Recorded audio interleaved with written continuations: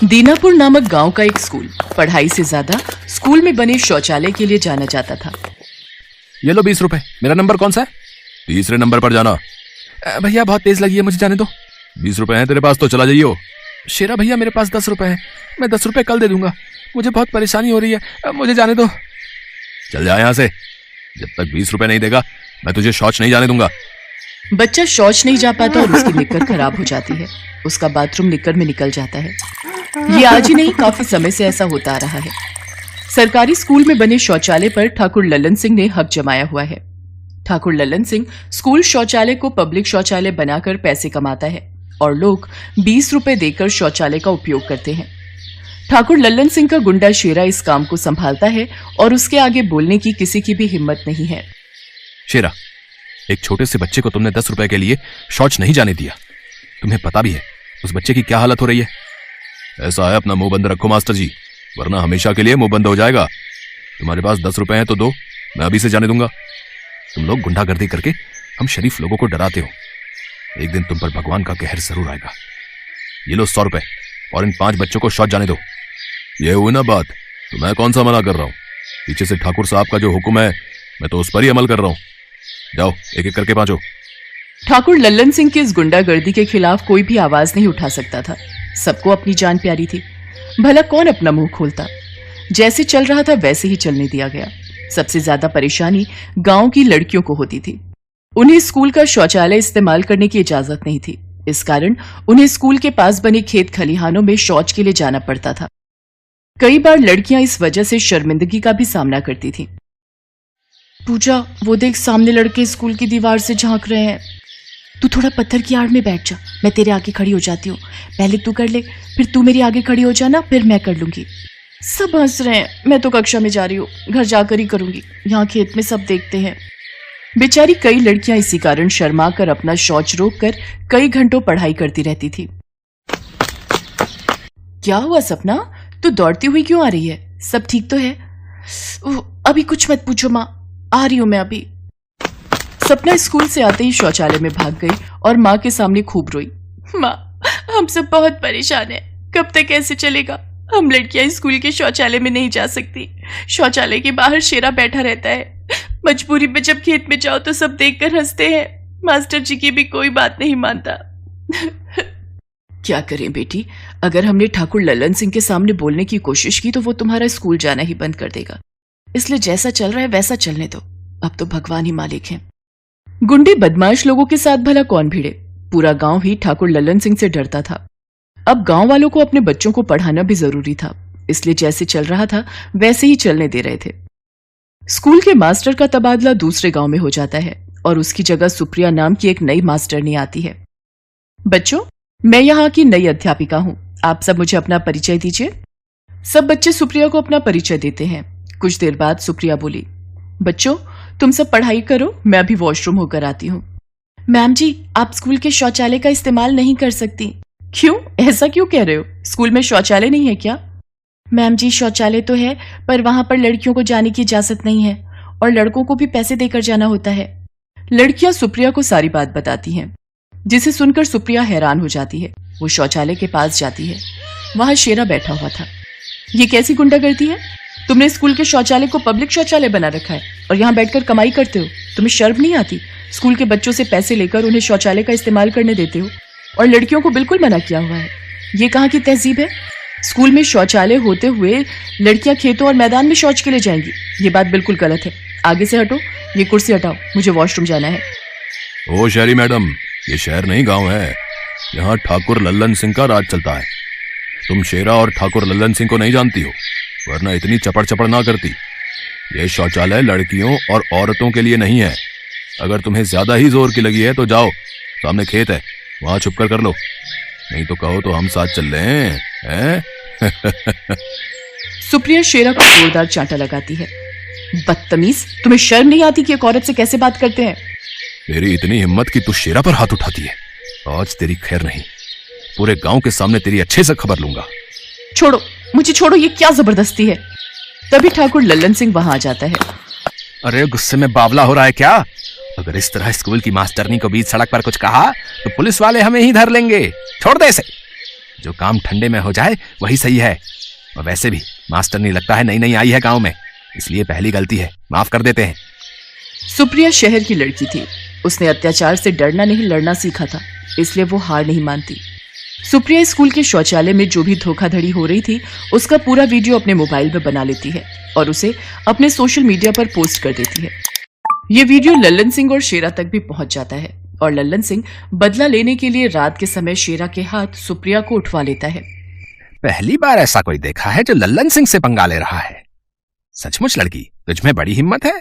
मालिक पूरा वीडियो बनाकर इसने अपने फोन में डाल दिया। वो तो मेरे दोस्त ने मुझे भेजा, इसकी वजह से पता चला। हमारा काम बंद हो गया और ऊपर से बदनामी अलग हुई। इसे ऐसे मत छोड़ो मालिक, इसका कुछ करना ही होगा। करना क्या है, जिंदा जला देंगे। उससे पहले इसका एक वीडियो और बना लें जिसमें ये बोलेगी कि इसने जो वीडियो डाला था वो झूठ था, इसीलिए ये बदनामी से बचने के लिए आत्महत्या कर रही है। मैं मर जाऊंगी पर ये झूठा वीडियो नहीं बनाऊंगी। लल्लन सिंह और शेरा भी अपने आदमियों के साथ सुप्रिया के साथ जबरदस्ती कर ही रहे थे कि तभी पुलिस के सायरन की आवाज आ जाती है। ठाकुर साहब, पुलिस, और आपकी हवेली पर, वो भी इतनी रात को। घबराओ नहीं सुप्रिया, मैं पुलिस को लेकर आया हूं। मुझे तुम्हारा मेल मिल गया था। ठाकुर लल्लन सिंह, हमें सब पता चल गया है। तुम गांव के स्कूल के शौचालय का गलत इस्तेमाल करते हो, वहां धोखाधड़ी चलती है। सब कुछ हमने वीडियो में देख लिया है। स्कूल के बच्चों पर अत्याचार करने और गैर कानूनी ढंग से स्कूल के शौचालय को चलाने के जुर्म में हम तुम्हें गिरफ्तार करते हैं। अरे अरे, ये लड़की झूठ बोल रही है। मेरा गांव में बहुत रुतबा है। इंस्पेक्टर साहब, ये झूठ बोल रहा है। इसने हमारे गांव में बहुत ज्यादा गुंडागर्दी फैला रखी थी। वो तो भला हो सुप्रिया बेटी का, जिसकी वजह से आज इस जैसे अत्याचारी ठाकुर से हमें छुटकारा मिला है। हाँ, ले जाइए इसे इंस्पेक्टर साहब, इसके पाप का घड़ा अब भर चुका है। पुलिस लल्लन सिंह, शेरा और उसके सभी आदमियों को पकड़कर ले जाती है। थैंक यू दीपक, आज तुम समय पर पुलिस को ले आए, वरना। अब दोस्तों तो दोस्ती तो निभानी पड़ेगी। चलो अब मैं चलता हूं, अपना ख्याल रखना। गांव वाले सुप्रिया के साहस की बहुत प्रशंसा करते हैं। जुर्म सहना भी एक गुनाह है। जुर्म के खिलाफ लड़ने वाला ही जीत का ताज पहनता है और गांव वालों के कहने पर सुप्रिया वहां की नई जमींदार बन जाती है। उस दिन के बाद स्कूल के शौचालय का कभी भी गलत इस्तेमाल नहीं हुआ। बच्चे ये सब देखकर बहुत खुश थे, खासकर वहां की लड़कियां। सुबह के 5 ही बजे थे कि अचानक मेघा की दीदी ने कमरे का दरवाजा खटखटाया। क्या हुआ दीपा दीदी, इतनी सुबह सुबह उठ गए? रुको, खोलती हूँ दरवाजा।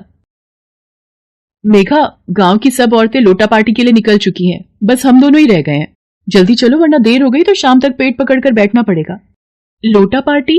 मैं कुछ समझी नहीं दीदी। अरे हल्का नहीं होने जाना क्या? मुझे तो बहुत जोरों की लगी है। ये ले अपना लोटा पकड़, बाकी बातें रास्ते में कर लेना।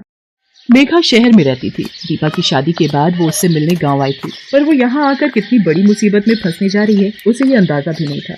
मेघा हाथ में लोटा पकड़े दीपा के साथ जंगल की ओर चल पड़ती है। दीपा, ये कौन लड़की है तेरे साथ? चाची, ये मेरी बहन है, शहर में रहती है, कल रात ही गाँव आई है।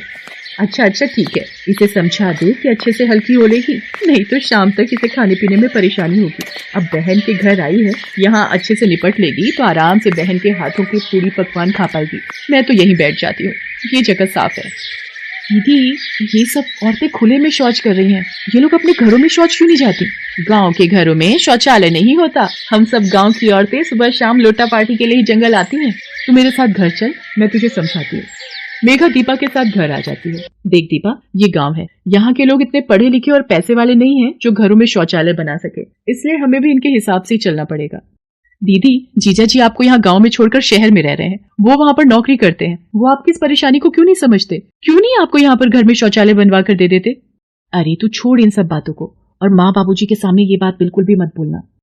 मेघा इस बात से बहुत परेशान हो चुकी थी। अब वो गांव में रह रही थी तो मजबूरी में उसे भी लोटा पार्टी के लिए जाना ही पड़ता था। अचानक जीप में गांव के कुछ लड़के वहां से निकलते हैं। अरे भैया, बड़े सही टाइम पे सैर के लिए निकले हैं, यहाँ तो लोटा पार्टी चल रही है। अरे निपट ली हो या हम मदद करें? अरे ठीक से दिखाई नहीं दे रहा, गाड़ी की लाइट जरा जंगल की ओर कर। सब मुंह ढक लो, ये गुंडे बदमाश जानबूझकर इसी समय यहाँ आते हैं ताकि हम औरतों को शौच करते हुए देख सके। और तो शौच करते हुए शर्म से सहम जाती है। मेघा गुस्से में घर आ जाती है और सोचने लगती है, गांव में घरों में शौचालय नहीं है। मुझे लगता है यहाँ के गरीब परिवार इस विषय में कोई पहल नहीं करेंगे, पर आज जो भी हुआ बहुत गलत था। क्या औरतों की इज्जत इन मर्दों के सामने कुछ नहीं? मुझे इस बारे में बात करनी ही होगी। अगले दिन मेघा दीपा के सास ससुर के सामने घर में शौचालय बनाने की बात करती है।